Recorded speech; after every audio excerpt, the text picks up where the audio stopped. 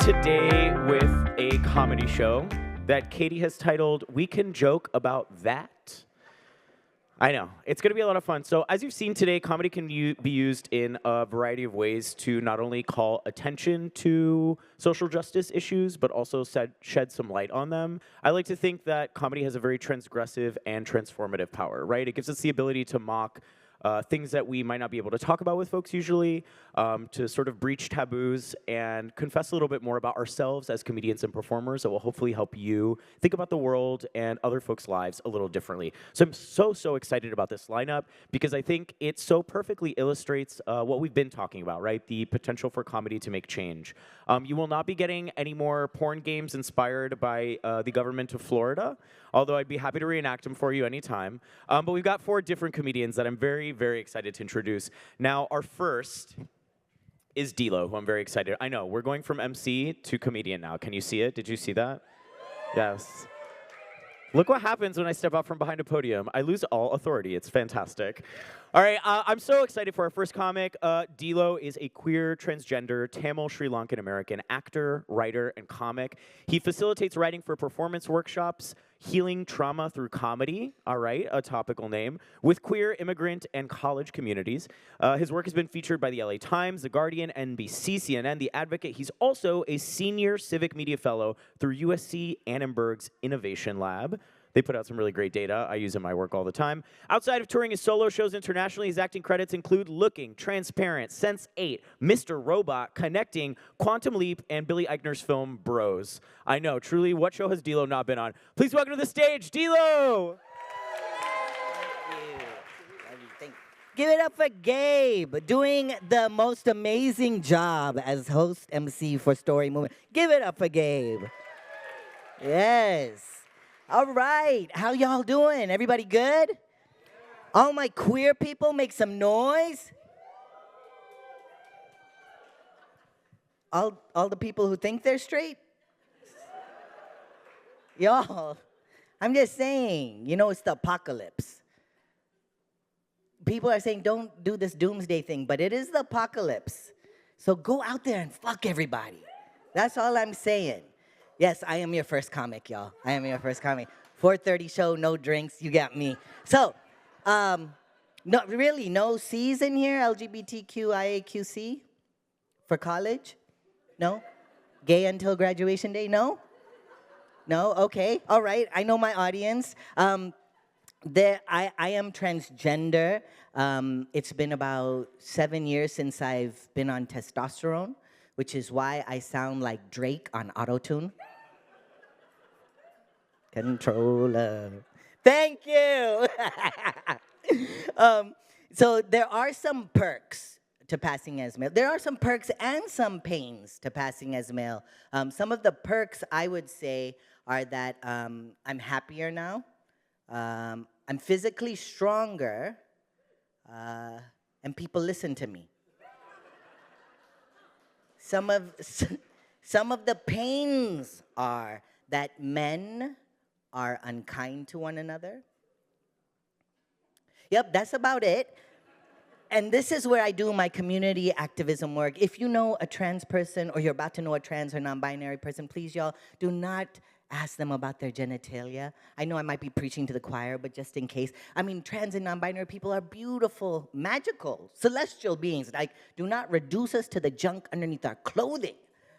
Now, having said that, I know that some of y'all are staring at my package, wondering whether or not I have a penis or not, and you're like, is D'Lo gonna tell us if he has a penis or not?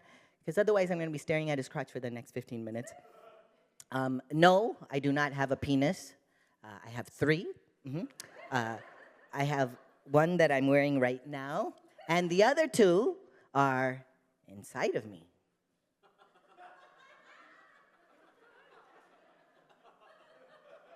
Everybody's looking good tonight. Okay, so I am Tamil, and I am, oh, actually, you know what? Has anybody, you know, like I think that a lot of cis women or people who are born female at birth, they probably think, they're probably like, oh my God, if I had a penis, what would be the very first thing I would want to do with it? You guys thought about this, right? Like, what would be the very first thing I would want to do with it? And I think for me, it would be to just put it on a table. Just be like, oh, everybody, look, it's my penis on the table. That's how you know I'm a real guy. Okay, so like I said, I'm Tamil, and I'm Tamil. My parents are from Sri Lanka. They were immigrants. I was the first to be born in the States, and then in Queens, and then we moved to Lancaster, California. Lancaster, California is in Southern California. If you know it, then you know it. But if you don't, the legacy of our town is that the KKK established its first West Coast church in Lancaster. We were flies in the buttermilk over there, but there were so many Sri Lankans in Lancaster that we dubbed the city Sri Lancaster. And my parents, typical South Asian strictness. They didn't let us waste time. Like, we weren't allowed to watch TV growing up. We weren't allowed to waste energy, anything. Like, I remember when I was younger, my appa was like, Dilo, you're going to take a shower in this house? No way. And he turned on the faucet to the tub, filled up a big-ass bucket, and was like, go to the kitchen and get a bowl. And he taught me how to take bucket baths. I took bucket baths my whole life, y'all. My whole life, this is how I take in a bath, okay? I mean, I took my first shower at the hotel, and it was dope. I see why y'all waste water. I see why. And my appa was like, look, do not just turn on all the lights. If you want to get something from a fridge, you just go on the light, go to the fridge, get what you want, off the light, leave. No, don't even do that. The fridge has its own bloody light. Just go there in the dark, get what you want, and go. This going green part, they always talk about going green, or they used to say going green. I just think it's just a fancier way of saying being immigrant. You know what I'm saying? And going green, y'all, like, that's white people co-opting shit. Like, that's white people co-opting shit that indigenous people, poor people, the global south been doing since day one. Like, going green, y'all? I think it should be called going brown. So, my parents are, because they didn't come from much, and they were upwardly mobile, but that's another story. That's in my longer shows. Anyway, so they are clutter royalty, clutter kings and queens. Like, they have so much shit, y'all, so much shit. And it's not even like, it's like stacks of newspapers in the bathroom shelf. You know what I'm saying? And the ties that are around the newspaper, they save those so that they can tie for the plants for their sustainable garden. And so I became the OCD minimalist, because of that. I mean, it's not clinically diagnosed, and I'm not on medication, but I do like things neat and in order. And in date, size, kind, modified, color coordinated, perfection. Okay, anyway. So what I'm saying is that I want my headstone to read, Dilo, he always left the public bathroom cleaner than when he entered. Carry bleach in my back pocket. I know it's not eco-friendly, but fuck it. So anyway, y'all, the bathrooms, this is the hardest part about being trans. And I stopped using the women's bathroom a long time ago, like way before I was even calling myself trans. I grew up in stud community. If you know, you know. If you don't, who cares? And I don't have that much time. Google. Anyway, so I, to this day, when I pass by a women's bathroom, I shed a tear because I miss it. It's so clean in there. The men are trash. You know what I'm saying? Men's bathroom is garbage. Like, why do I want to be a man if this is what I have to aspire to? It's so gross. And it's like, people who use the women's bathroom got a memo that you weren't supposed to take a public shit. You know what I'm saying? And so this is like polite little tinkles all the time. Only in an emergency do you take a shit in the public restroom. But the people who use the men's bathroom, they're like, I'll eat anything because I have a public restroom somewhere in the world. And it's so, and like anytime it's like, I sit down to do my pee, and on either side of me, it's like an orchestral cacophony of sounds. And it's like grunting. Like, why? Eat fiber. You know what I'm saying? I'm like, are you okay? You know what I'm talking about. I love these two. Y'all are my favorite.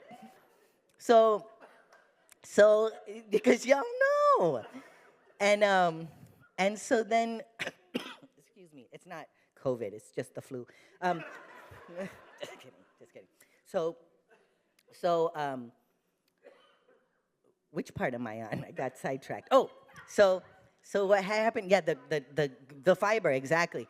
So there are some things that I'm adjusting to, like literally adjusting. Now listen, just hear me out. So I have a clitoris, and everybody got a clitoris? There we go. That's what y'all want to cheer for. So my clitoris pre-testosterone was about the size of a Tic Tac. Give or take half a Tic Tac, right? And then when you get on testosterone, it grows. So what used to be the size of a Tic Tac is now the size of a chiclet. What, y'all don't know candy? Because my shit is a snack. Anyway, so what was I saying? So it kind of protrudes a little bit past my lips, just a little bit. And it's annoying because it sticks to shit. You know what I'm saying? It's like a fucking lint roller, Just like sticks to my boxers, a little bit of dog hair. Anyway, so I was in the bathroom, and I was going from LAX to San Francisco very quickly, and I just had a backpack, and LAX is always under construction, so I had to go use the bathroom, and so they had this temporary bathroom, but the stalls were really tight, and there was no place to hang my bag, so I just wore it, but I made sure to clean everything that I could, and then I put the toilet paper all around the seat area, but I was squatting because just in case. And I'm squatting, and then suddenly, so when I finished doing my pee, I go to pull the toilet paper, but it was like just little pieces of it because it was jammed, and all of a sudden, and then I pulled it, and nothing, was just like fucking ribbons of fucking toilet paper. And I put, that New York toilet paper, you know what I'm saying? And then I pulled it so hard that I landed on the seat. Now I know y'all, like, what? But remember, I had covered the toilet seat, right? But you know how toilets are round and then it has a gap, where piss droplets and pubic hair live? My dicklet kissed that. And not just like, but like, and I didn't know what to do. And I was just like, what do I do? So I just grabbed my hand sanitizer and I know. And that's the story of my circumcision. Y'all have been great. Thank you for letting me open this up. I give this back to Gabe. But I just want to remind you that this set is not reflective of the community work that I do.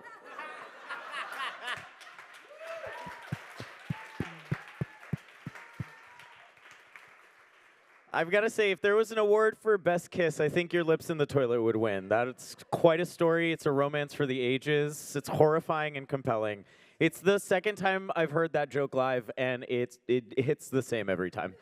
It's just as horrifying. If you've never made out with the bottom of a New York toilet or touched one at all, yeah, you can't even know. But please come visit and check it out. It's disgusting. It's beautiful. All right, our next comedian is somebody that I love to see every time and has been so involved in so many of the CMSI's shows and programming. Our next comedian is Maggie Crane. Yes, she's been featured at the New York Comedy Festival. You have seen her on HBO. You've seen her on Comedy Central. And tonight, she will be doing a portion of her one-woman show, Side by Side, that she recently performed at the Edinburgh Fringe Festival. So please welcome to the stage, Maggie Crane. Keep it going for Gabe.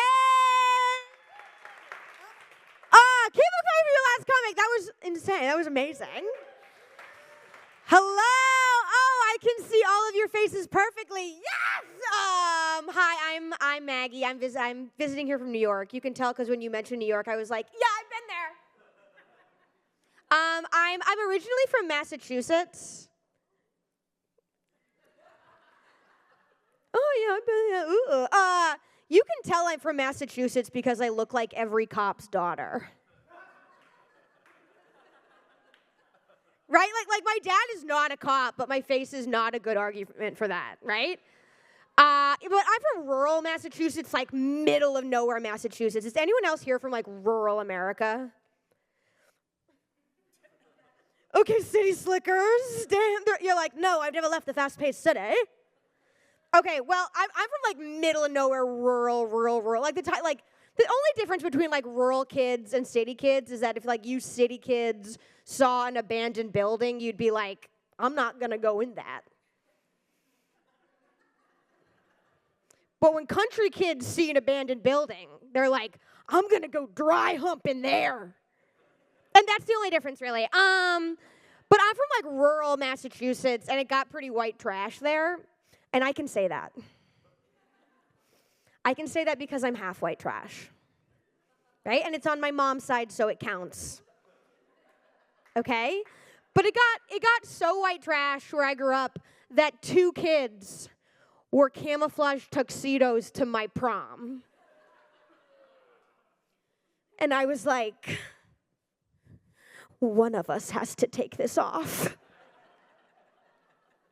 This is my prom. So as you can get my vibe sort of. You can tell that I'm a younger sister. Look at me. I'm a younger sibling, and this thing that if anyone else younger siblings, yeah, we're like yes. Okay, so you'll know about this thing then. This thing that younger siblings do. When I was a kid, every time my brother had a birthday party, I would do everything in my power to make that party all about me. Right? I would like pull focus. I would do anything. And one year I really succeeded in like totally derailing this party for good reason, like for the right cause, okay? Okay, this is important. Do you guys know the rules to pin the tail on the donkey? Okay, thank God. Good. Okay, so we're playing pin the tail on the donkey. I was like 5, my brother's turning 7. We're playing pin the tail on the donkey, and I throw this tantrum because my mom, okay, she made me wear a blindfold while I'm pinning the tail on the donkey. Because those are the rules, yeah. So you guys are so good. Okay, good. And then my mom did not make my brother wear a blindfold while pinning the tail on the donkey. And that's fucked up, right? You're all on my side, right? Oh yeah, fuck her, yeah. You're like, okay. But you're okay, you're on my side. Okay, good. Okay, good. One thing you should know is that my brother was blind. And in a wheelchair. And needed like assistance moving, but I didn't fucking care. I'm doing like referee movements. I'm like, get that blindfold on, Maureen. Get it. We don't know what colors he sees. He might see shadow. Get it on. Get that fucking blindfold. I was freaking out, right? Right? It's like, and actually, if you weren't freaking out, you're ableist. No, so like I said, my brother, he was in a wheelchair. He was blind. He was developmentally disabled. He ate mostly through a feeding tube. He was profoundly disabled. And whenever I tell people this, especially other comedians, they always go like white in the face. They're like, and I know it's happening. I know what's going on, right? They're thinking like, oh, fuck. I've definitely said retarded in front of her. It's okay. You have. It's okay. It's okay, because remember, I'm also from Massachusetts. So as long as you put like wicked in front of it, it's fine. Historically, you can say any slur in Massachusetts, like if you put wicked in front of it. Do it and tell them I told you you could, right? But because I was around my brother Aiden for my entire life, he was my older sibling, disability became very normalized to me, which does make me sound better than you. But maybe like too normalized, right? Like one time, me and my brother, we were playing in my living room, and we were just hanging out, and I broke a lamp. I just like shattered it. And my mom comes running in. She's like, Margaret Kathleen, what did you do? And I panic. I'm like, Aiden did it. And my mom is like, oh my God. One of my kids is disabled, and the other one is wicked retarded. I went to school. I went to a preschool program with my brother Aiden. It was this preschool program called Side by Side, and it's this, which is the name of my show. And next is gonna be in LA in May. Anyway, sorry. Oh my God, what came over me? No, we went to this program called Side by Side, which is a preschool program for disabled kids and not disabled kids to go to school together and learn from each other and stimulate each other. And it was incredible. At Side by Side, half of my classmates were disabled, half of them were not. But you better believe that the only not disabled kids at Side by Side are the siblings of the disabled kids. Right? Every other parent is like, no. Right? But they can't just say that, right? They have to do something like, oh my God, you know I would. Oh God, you know I would. You know how I love those kids. But actually, I heard there's asbestos in that classroom, so I can't. And it's like, bitch, like, come on. Of course, there's asbestos in that classroom. That's where they put the disabled kids. This is America. Yeah. No, but because all my older brother was disabled and all my classmates and friends were disabled, I was around disability all the time. I learned Braille, I learned sign language. And that sounds great, but when you're around disability like that all of the time, and you're in preschool, you just become a 6-year-old who's mean to disabled kids. Right, what am I going to be doing? Nice to my brother and my classmates? No! I would be like, oh, you want me to share this with you? Wheel over to me. Or we would do like races and side by side, and I would fucking destroy. I would be like, yeah, ah! Right, I never want to race again. You have to milk that shit, right? It's like, yes! And the teachers would be like, okay, so Maggie did win with full use of her legs and eyesight. But unfortunately, that's a quality that I've kind of retained. Oh no. No, I'll see one of those really condescending headlines that's like, disabled woman does something inspiring. And I'm like,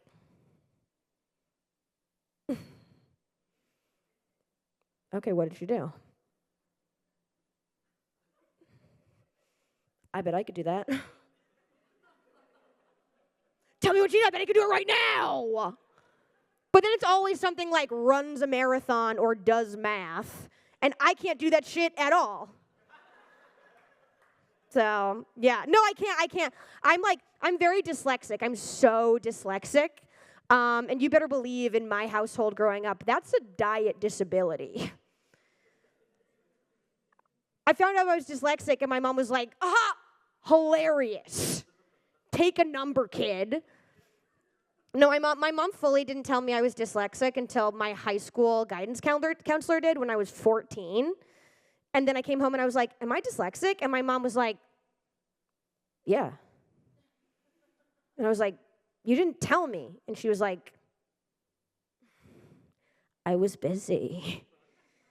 And she was busy. My mom was really busy. My mom was such an amazing lady, but she was really busy. She was really busy ruining my fucking life. Okay? My mom, oh, I can't even tell the story like without like getting like embarrassment hives. My mom was one of the nurses that would come into my elementary school to do lice checks. How did I live? My mom would come in, and her and all her nurse friends, and they would refer to themselves as the lice girls. And they would come in, and we would all have to line up publicly in front of my mom, and she would check all our hair for lice. The early 2000s were fucked up. They're like, yeah, go get lice together. And my mom, every single time she would get to me, so as to not have other kids who had lice feel bad, would really, really loudly go, uh-oh, what have we got here? Just to like build character, I guess, so you guys can't hurt me. Oh no, I bombed at story movement. No one can hurt me. Right? No one can hurt me, baby. Absolutely no one. But my mom's absolutely incredible, but I don't know, maybe you have some here, but like the parents of kids with disabilities are grade A, like Terminator level psychos. Right? You know them. They will do anything, just to make sure their kid is having a good day. My mom was known in the tri-state area as the mother from hell at every hospital, right? And one time my mom was with her friend, and they were walking down the street, her and her friend. Her friend also had a son in a wheelchair who was friends with my brother, so they were both two disability moms, so two psychos. And they're walking down the street, and they come across the most beautiful van they have ever seen. Now, it's not a wheelchair van, but it could fit a wheelchair, they think. And they're freaking out about this van. They're like, oh my fucking God, look at this van. Oh my God, it's gorgeous. Yeah, look at that height. Yeah, you get one in here. You get one in here. I think so. And they're circling this van, going berserk. When all of a sudden, the man who owned the van, the man with the van, he returns and he is like, what the fuck are you doing? And my mom is like, my son is in a wheelchair and her son is in a wheelchair, and we want to get inside your van and see if we get a wheelchair in there. And like, what the fuck do you say to that? If you ever want to steal a van, that's what you say. Right? So he lets them in to the van. He lets them go in, and they go inside the van, and they freak out more. They're like, oh yeah, I knew it. Look at it. Yeah. Take out this row. You're putting the lift right there. You take out these seats. It's perfect. And then my mom kind of like looks at this man. And she's like, hey, are you James Taylor? And he was like, yeah, I'm James Taylor. So my mom is like, holy shit, James Taylor. Did you know you can fit a medium-sized wheelchair in your van? I know you've seen fire and you've seen rain, but have you seen an extension lift, James? Anyway, I'm Maggie Crane. Thank you so much.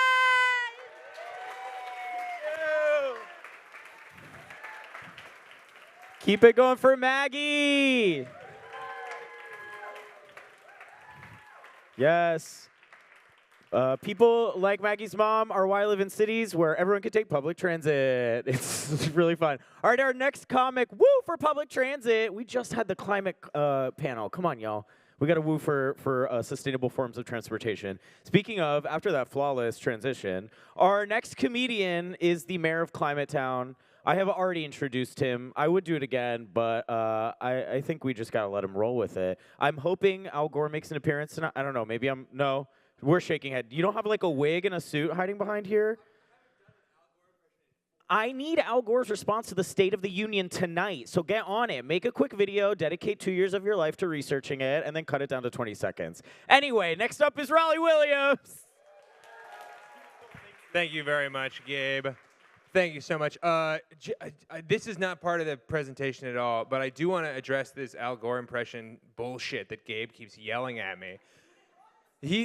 Okay, and I used to do this comedy show called An Inconvenient Talk Show, where I would play Al Gore in character the whole time as sort of like a little bit of a coked out, like, I told you so tour Al Gore character. We had like comedians like Gabe on the show. You played like a celebrity one time? I can't remember, I'm sorry. It was because it was fucking 5 years ago. But I used to do this show, and a couple weeks ago, and I haven't done it since before the pandemic, and a couple weeks ago, the Climate Reality Project emailed me, which is Al Gore's like climate conference. Wait for it. And they're like, hey, do you want to do like a 10-minute talk at the Javits Center at our thing? And I was like, okay, yes to that, obviously. Can I come dressed as Al Gore and potentially interview Al Gore? And they're like, no, of course not. But we can pitch him an idea, you know, like we'll let him know. And then I was like, okay, please, for the love of God, pitch him that, and then we'll come up with some plan Bs, aka plan A. And I got an email the other day that just said, Mr. Gore is in. So we're gonna do it. The series finale is gonna be me as Al Gore interviewing actual Al Gore. And that's the next time I'll do the impression. And it's never been a good impression. It will continue to not be a good impression. And to do my terrible impression to Al Gore's face is going to be a very interesting experience for me. But Gabe, you have reminded me that I should work on it. I should get on it. Just a little bit. All right. Now I am, of course, a YouTuber first and foremost. Is this going to go to this thing? Great. This is my YouTube page. I do YouTube, and I don't really do stand-up comedy, which means the difference between my comedy and the stand-up's comedy is that my comedy is boring. I use slides and graphs. It's very graph-heavy and video-heavy, but I am going to do a little bit for you guys that I like to call checking in. Okay, I know what's happened here. This is a font alignment problem between Keynote and PowerPoint. What this says is checking in on the opposition. But you can't read it because it's on the third floor of the Planet Word session. But honestly, it doesn't matter. It's just a title card that will remind me of what the next thing is. So now it's fun for all of us. Checking in on the opposition. It's like the parentheses of a rap song, you know. In the club, having a good time in the club. That's the parenthetical. All right. So this is checking in on the opposition. Part of my job as a YouTuber, which is a very silly sentence that I keep trying to tell my parents is real, is watching hundreds of hours of advertisements in different states that various lobbying interest groups are running to try to influence policy in various states. It's usually a complete waste of time, but every once in a while you come across a real gem, and I'd like to share not one, not three, but two. Very good. That concludes the audience participation part. Do not say anything else. No, I'm just joking. There is one part. You'll see, because I'll ask you about it. All right, checking in on the opposition. Here we go. So I'm gonna play you an ad that I saw, and then we're just gonna talk about it.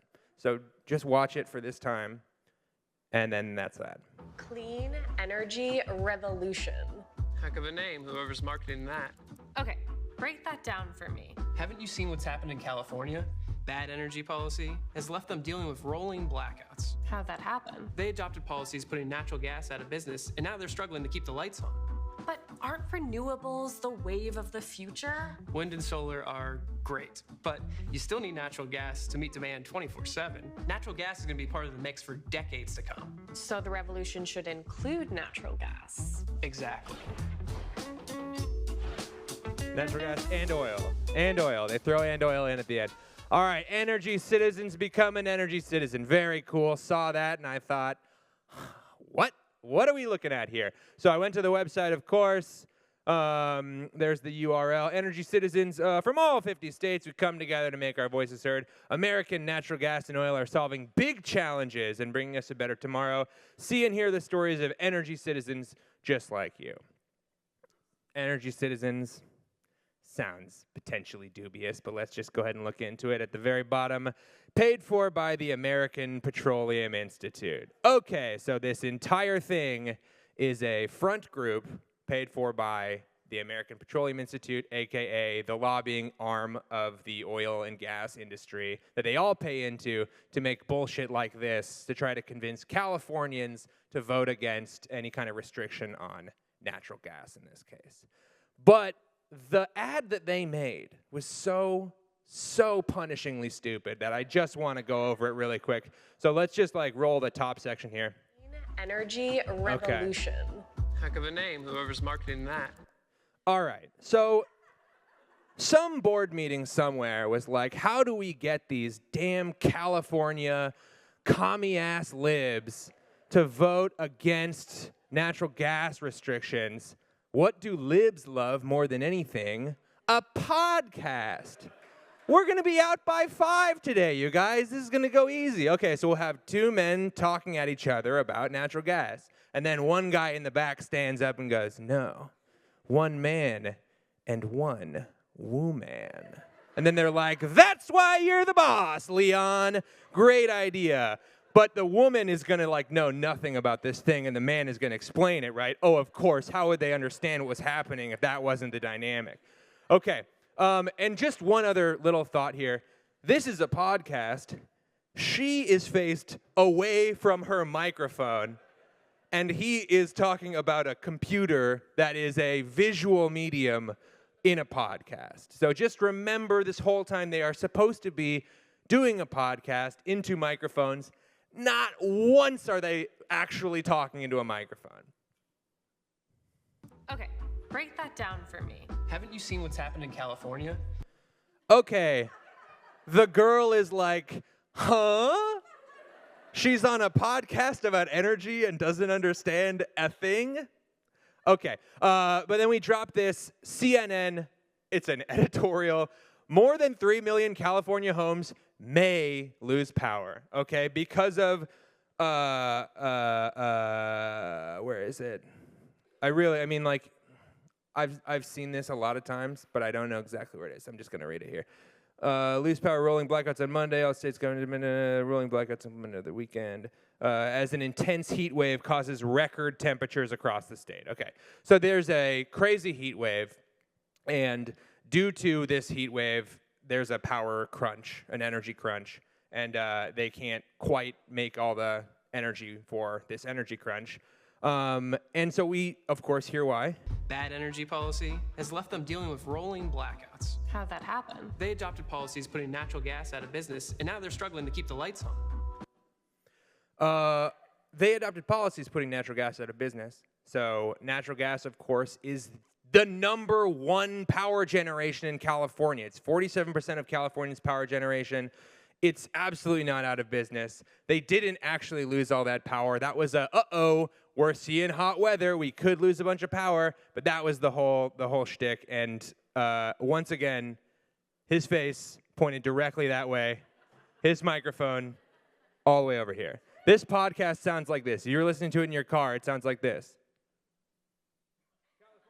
Rolling blackouts.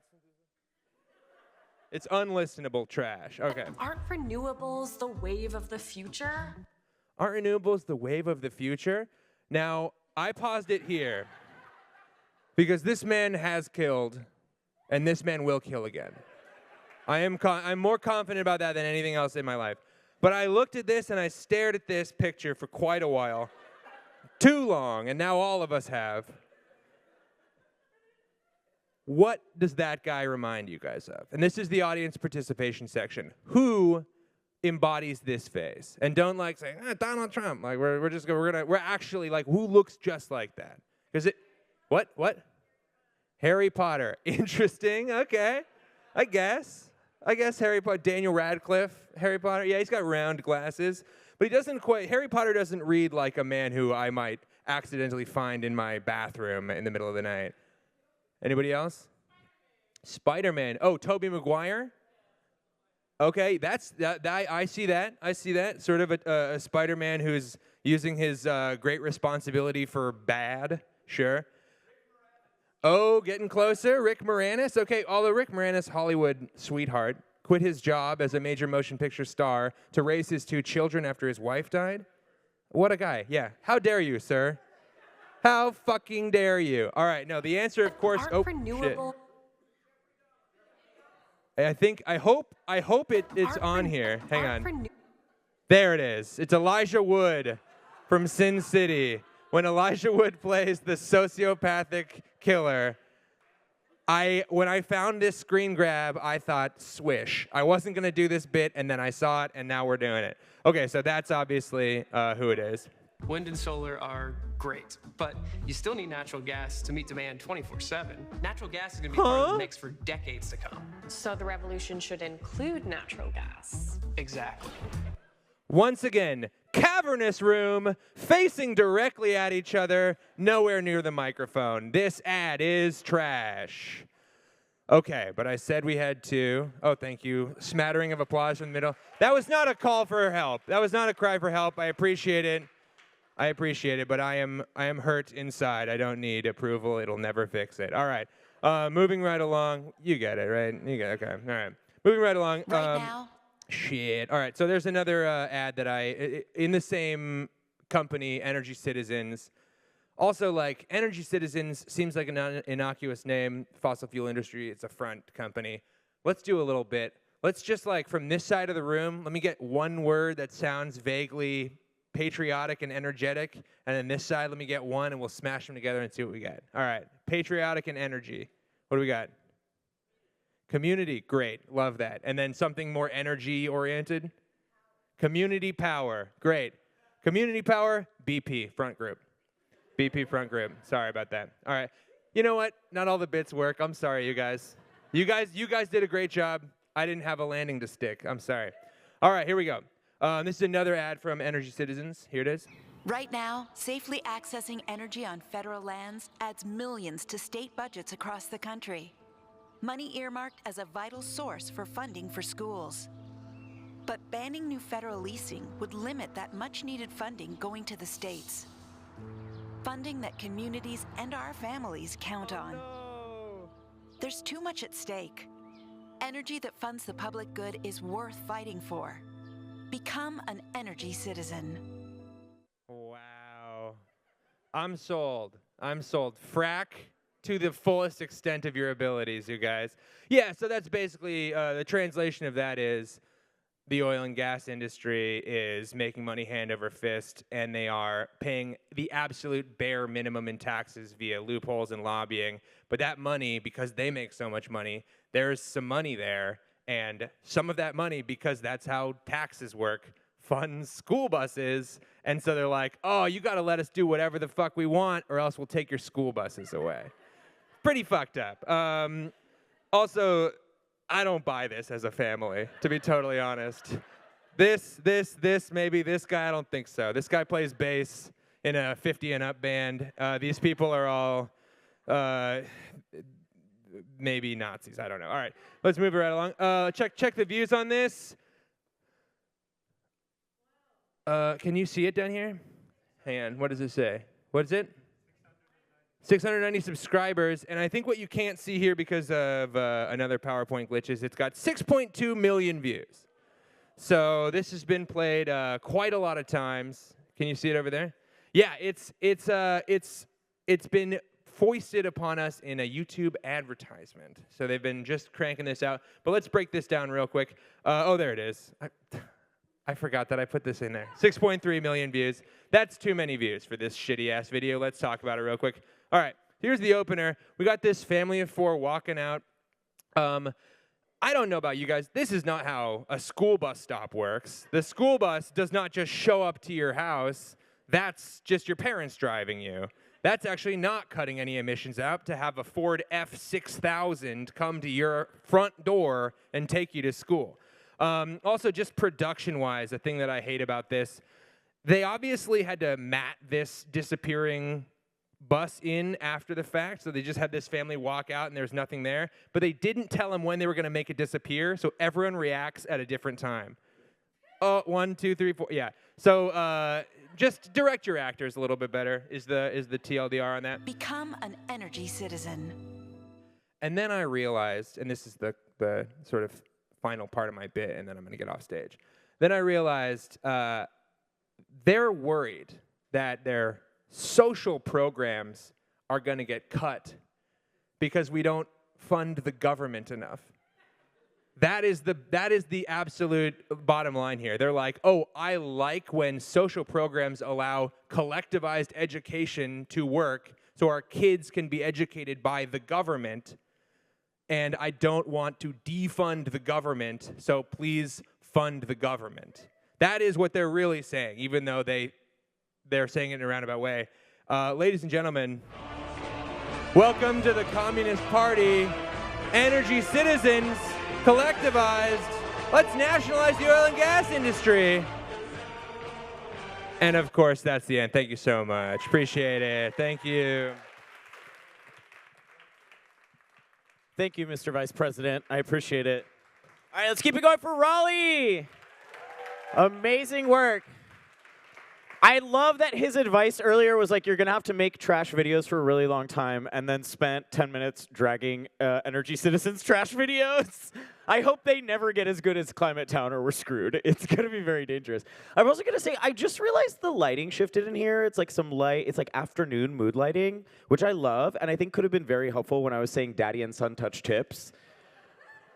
Because in the light of the morning, some of the things I said did not hit the way they would in a dark Brooklyn club at midnight. So just, you know, if anyone filmed, revisit it this evening, all right? Don't watch it in the morning. Please don't. Or you could. I don't know. I'm not here to judge. All right, our very last performer is somebody I've had the pleasure to meet for the first time today, but I cannot tell you how much the team here absolutely loves her. She's performed at the Kennedy Center. You have seen her on NBC. You have heard her on NPR. And now she is here to perform for us today. Our next comedian is Yasmin Elhady. Thank you, Gabe. I love you. Thank you, guys. Hello, everyone. This is not a TED Talk. It's not. It's going to feel like a TED Talk. This guy looks like Pedro Pascal's younger, illegitimate son. Because you were saying Al Gore, and I was like, Pedro Pascal, Pedro Pascal, Pedro Pascal. I was waiting for you to be like in a shoulder sling. Anyways, my name is Yasmin, or Yasmin, whatever. If you can pronounce it. It's Yasmin. Do I have anybody here from not White Town, America?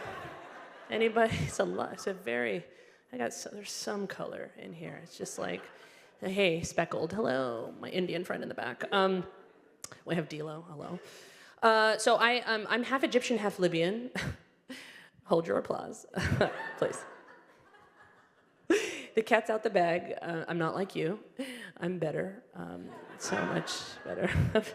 I'm half Egyptian, half Libyan. My parents came here to the United States, and I was born in Cairo. So I'm an asylum seeker in this country. And I want to just first start off by saying that this is not English. Okay? People are like, oh my God, what does your purse say? And I was like, oh, this just says death to America. They're like, what? We're horrified. What do you mean? I'm like, it just says Satan. Just calm down. That's the Lord I serve, Lucifer. No, it's just my name in a super threatening script, Arabic. It's just mean. So I'm an asylum seeker in this country, and I came in 1990. Okay, my brother's name was Hussein, so he was bullied a lot. It was a bad time. But I didn't say Iraq, by the way. I said Egypt and Libya. All right? I didn't say Lebanon. Don't ask me about Tabbouleh and Homs. Don't do it. Don't be like, oh my God, do you know Shakira? No. She's not my friend. I wish she was my friend or cousin or something. God, I wish I looked like her. But I'm not from like a Beirut party bus. Boo, boo, boo, boo, boo. I'm from like Benghazi, blow up the bus. Libya. It's a woke room. I get it. You can laugh. It's totally okay. You're not bad. I can make the joke. You can laugh. Doesn't mean anything bad about you. But my dad was like a teeny tiny bit smidge in the Gaddafi regime, right? Where you're like, what does that taste like? Is that cumin? That's spicy. No, it's tyranny. You are tasting dictatorship in your palate, and it blows the palate. It does. Okay, so my dad was a cabinet minister in the Gaddafi regime. Okay, pretty high key, not low key. If you could just stay with me in the room, please. I told you I was an asylum seeker. Okay, so my dad morally abstained against the Gaddafi regime. All right, he lost everything as a result, and then he moved to 6 countries to get to the freedom and safety of these United States. You can clap for America. It's okay. Again, it's a liberal, confused ass room in here. It's like America needs to pay for its wrongs, but we also like it. We like it. We like Amazon. We like it. Okay. And ExxonMobil, apparently, is paying for that shit. So my dad took us to a place where it's like free and safe. Okay?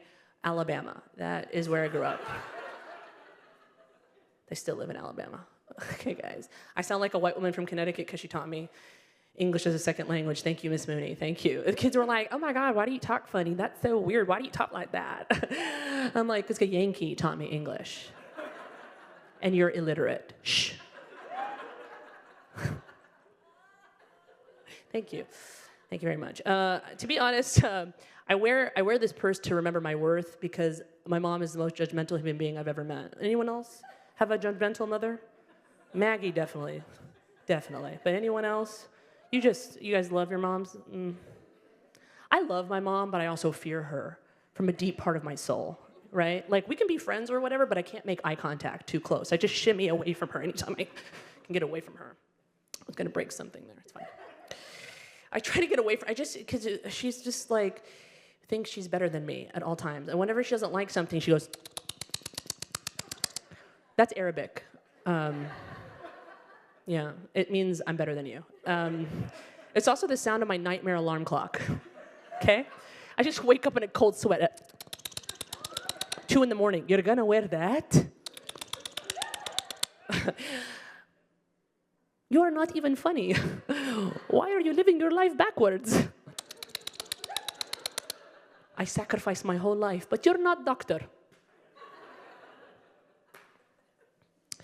My mom is judgmental, and I'm judgmental as a result as well, okay?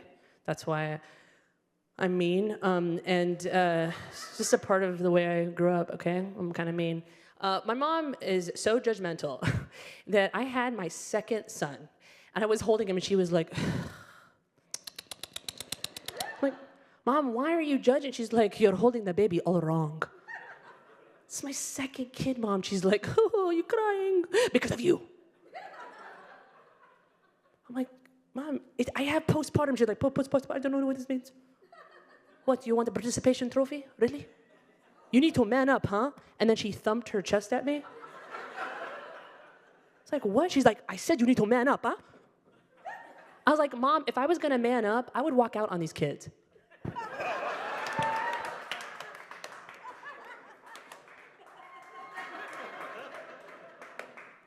That was for you, D-Lo. Why are you joining their ranks? Oh my God.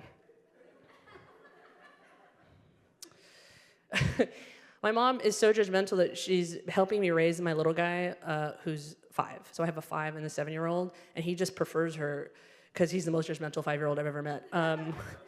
So my kids are a quarter Egyptian and a quarter Libyan and half Afghan.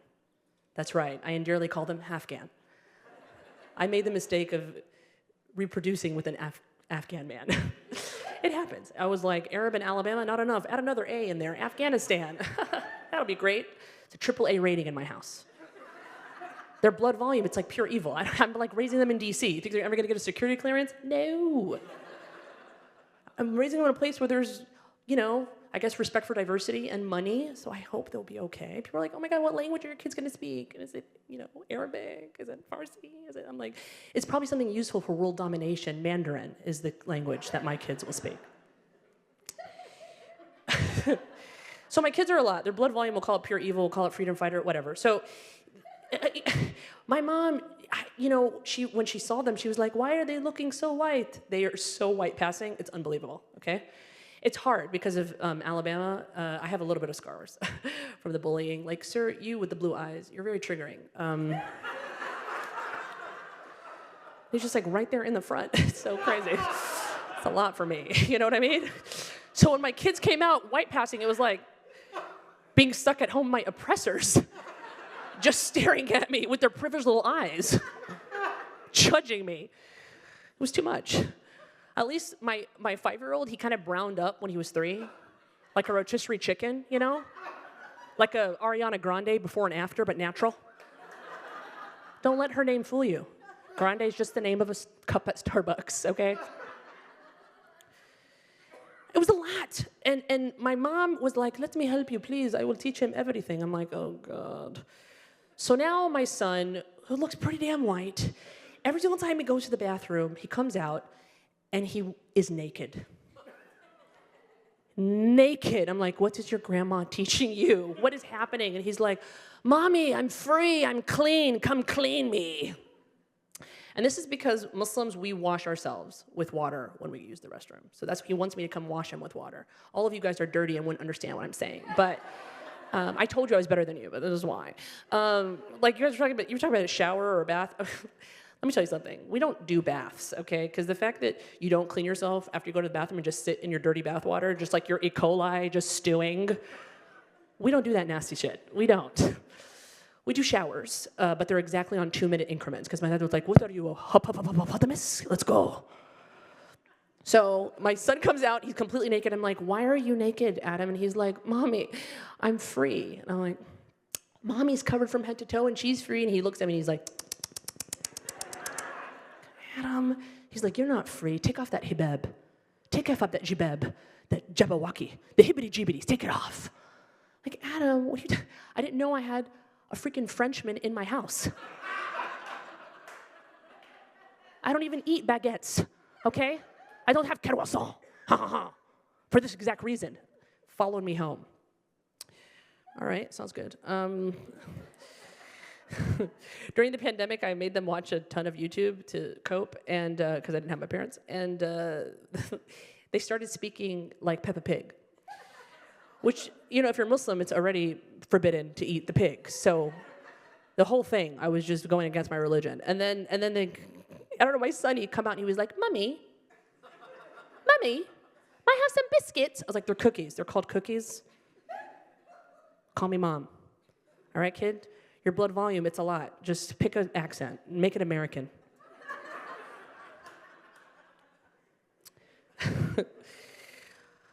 So I joined a gym recently. Thank you. Thank you, everyone. Thanks. Looks fine. It's a bunch of fatties in here. That's fine. It's a terrible thing to say in a woke room. That's a terrible thing. You liked it. This guy loved it. Look at this. This white guy ate it up. He was like, I said fatty all the time when I was in high school.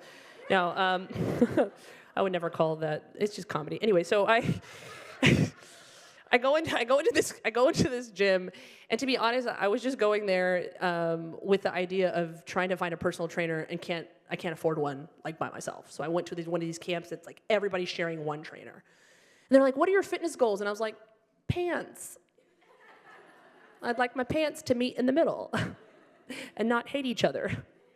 I don't want my pants to be Israel and Palestine. I just want them to meet in the middle." I just threw it out there to see what would happen. Don't call the FBI. I have a security clearance. I'd check out. So they were like, oh, God, okay, yeah, we can do that. It's $59.99. Get in there, okay? I was like, all right. And then she high-fives me. And I was like, whoa, I didn't consent to that touching.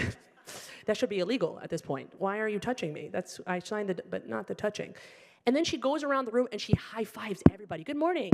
And then she's like, partner work. And I was like, I signed up for the single membership, not the partner one. So I got next to the wall so she couldn't see me because I was super skinny. And she was like, oh my God, over there. I'm Stacy the trainer and you don't have a partner. Do you want to be partners with me? I was like, not you, no. And she was like, let's do it. We're going to intertwine legs. going to interlace our legs together. It's 6:30 in the morning. It's a lot of white girl energy for 6:30 in the morning. And she's like, and we're going to come up and do sit-ups, okay? But since she was the trainer, and because of the high-fiving, every single time she came up, guess what she wanted to do? 1, 2, 3. And honestly, by 6, I was like, maybe I like this. Maybe pumpkin spice lattes are really good. Maybe I can get to places on time. Maybe my food doesn't need to be seasoned. Maybe Crocs are good. Maybe golf is a real sport. Maybe I should join the NRA and get a gun. I mean, it was a lot that happened in those 45 minutes for me.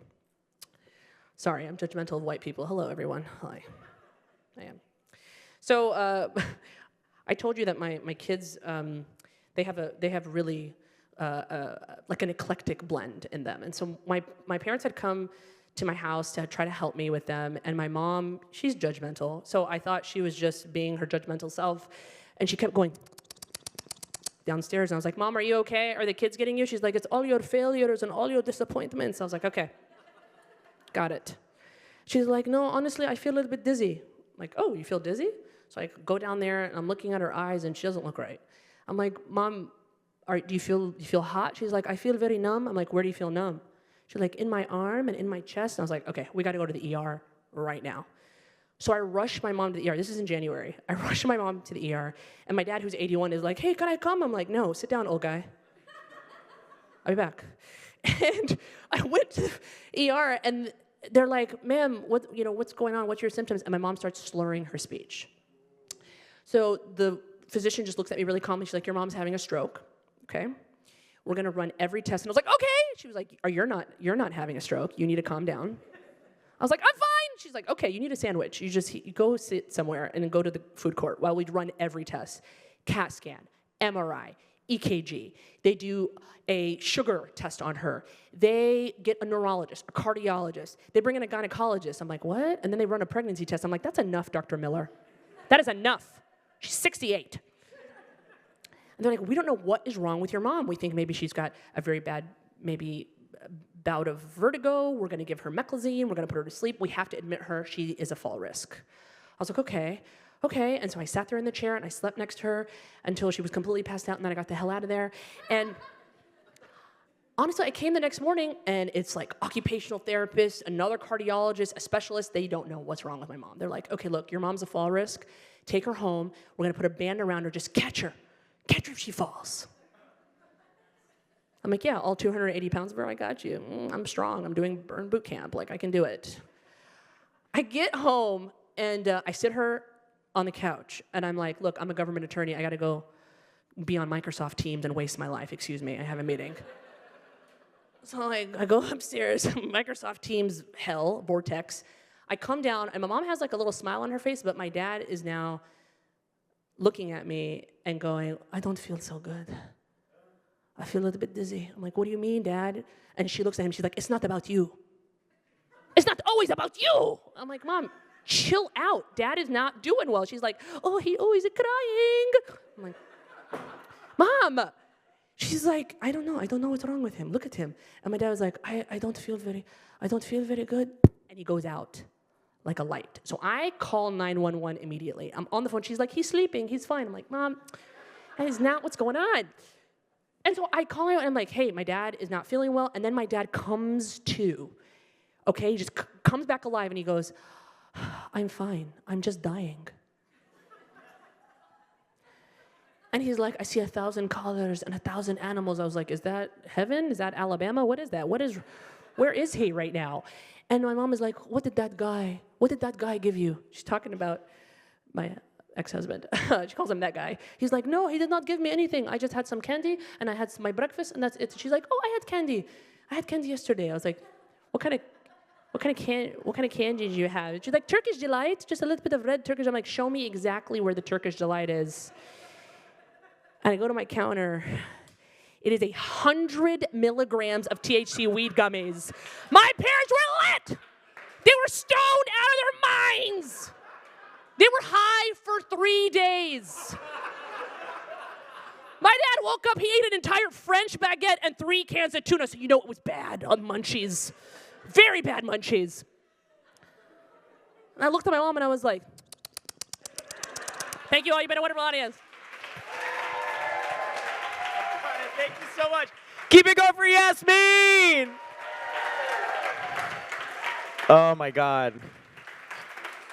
I really feel like your parents and I would get along great. Every time I smoke with my boyfriend, I'm like, I'm having chest pains. I think I'm having a stroke. And he's like, you're 33, you're not that old yet. It's fine. I feel old in gay years. I'm also amazed that with our healthcare system is very broken, but it's very expensive. That with the amount of money we paid to our healthcare system, they sent you home and were like, let's tie a rope around your mom and hope we can catch her if she falls.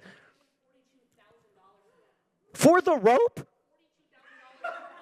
For all of it, the weed cardiologist and the weed. Okay, yeah. Oh.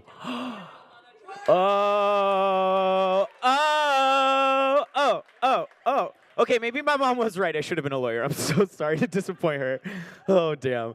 Okay, well, that has been an incredible show. I need to thank every single one of our guests. D'Lo, Maggie, Raleigh, Yasmin. A really impeccable show. I'm so jealous of this lineup. It's really great.